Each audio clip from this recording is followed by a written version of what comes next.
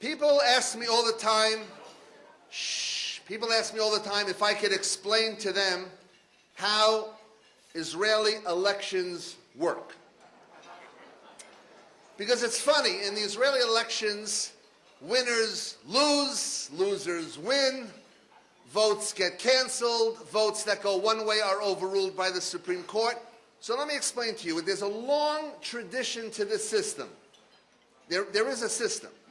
It's based in Chelm. And let me tell you what happened in Chelm many years ago that got this going. And we just, inherited that system. There was a guy who for 35 years was mayor of Chelm. And the people came to the Rebbe and said, Rebbe, Ganuk, it's enough that he's the mayor. Maybe a new guy should be mayor.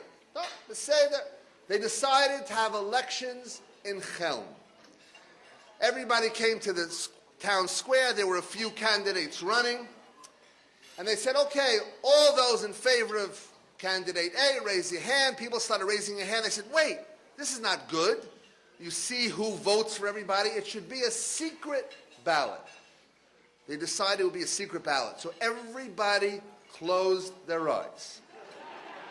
With everyone's eyes closed, including the judges, who's in favor of candidate A? Raise the hand. Candidate B, C, D. Election was over. Then they said to the Rebbe, who won? He said, I don't know. My eyes were closed. So they asked him, so what do we do? So we'll let the old guy stay in power. For how long? I don't know, until he decides to leave.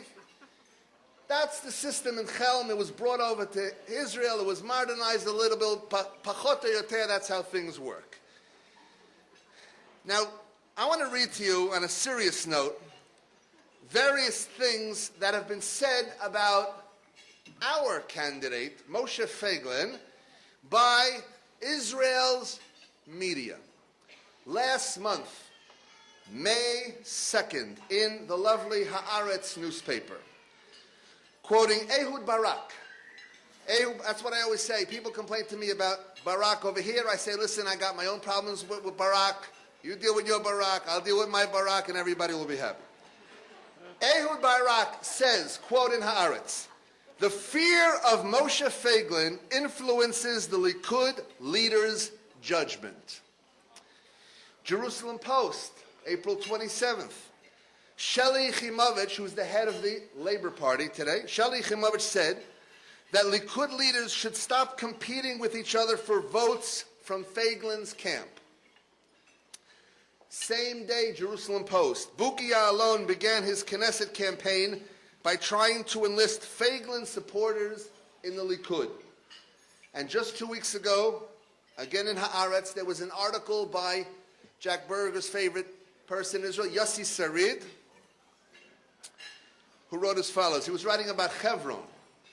Each and every minister in the government is connected by strong bonds to the city of the patriarchs, without which they have no life in the politics spearheaded by Moshe Feiglin within Likud. So Moshe, everybody is agreeing with the people in this room. We love you, we wish you success, and we want you to take over the leadership of Likud and ultimately the state of Israel.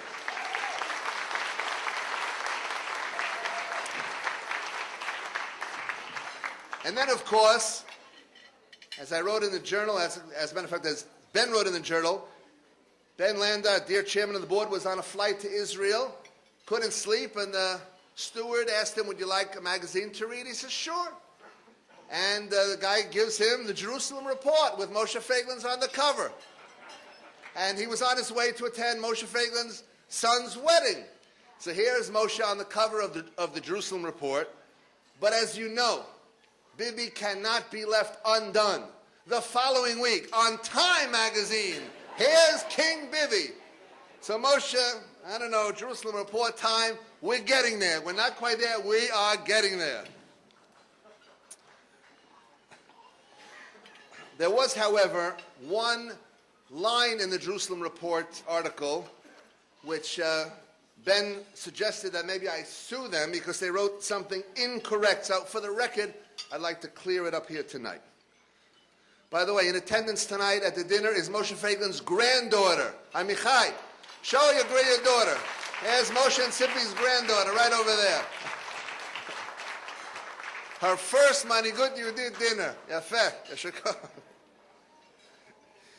Anyway, for the record, here is the article from the Jerusalem Report, and it says as follows, talking about the American-born Sackett, that's me, a former follower of Rabbi Meir Kahana.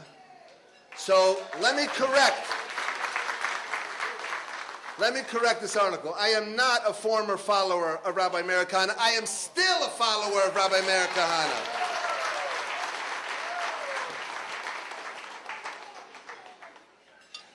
And Rabbi Kahana taught us a very important lesson, many important lessons. He said that when it comes to personal pride, we are taught to be humble, modest.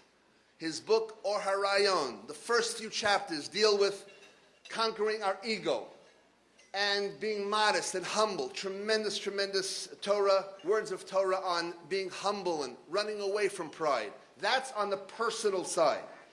But on the national side, when it comes to the state of Israel, when it comes to the Jewish people, we are not allowed to be humble. We are not allowed to be modest. We are the chosen people. We are God's children. We are messengers of HaKadosh Baruch Hu. Stand up and be proud, and let's have a leader that radiates that to the entire world. That's the leader we are looking for.